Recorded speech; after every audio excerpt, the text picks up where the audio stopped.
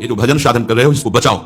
दूसरी बात, जहां ऊंचे भाव की प्राप्ति के लिए हमको एक एक भजन संभाल कर रखना है, एक एक नाम, एक एक वृत्ति संभाल कर रखनी है, वहां हम अपनी किसी मनोकामना की पूर्ति के लिए, किसी अनुकूलता के लिए, किसी शत्रु पक्ष के नाश के लिए हम भजन का प्रयोग ना करें।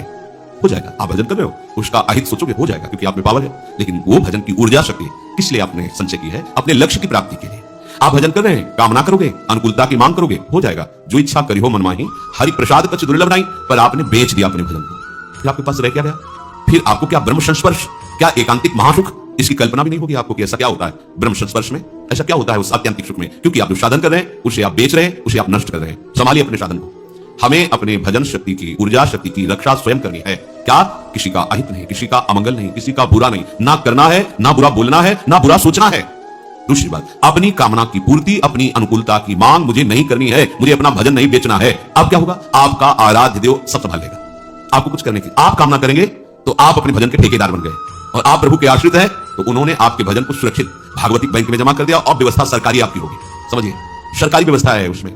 जब तक आप ठीक से भगवत आश्रय नहीं लेते तो इस संसार को तुम ऐसा समझो जैसे वो मॉल कहते हैं, मॉल जिसमें वो टोकरी में सामान रखा है, क्या कहते हैं? मॉल है। हाँ, वो ऐसी दुकान जहां जो मनावे से उठा के अपनी टोकरी में डालो, फ्री नहीं है, वहां में कोई नहीं बोलेगा महंगी से महंगी डालो, हिसाब वहां होगा, और हिसाब नहीं तो सामान छीन ली जाएगी, धक्का मार के बाहर कर दिया जाएगा। ये संसार में समझना कि हर चीज फ्री है, हिसाब देना होगा सबका। हाँ, अगर सरकारी पास हो गया है, सरकारी पास मन वचन कर्म से प्रभु के अधीन होकर सारी चेष्टाएं अपने प्रभु के लिए करता है, अब उसका भरण पोषण सरकारी हिसाब से होगा।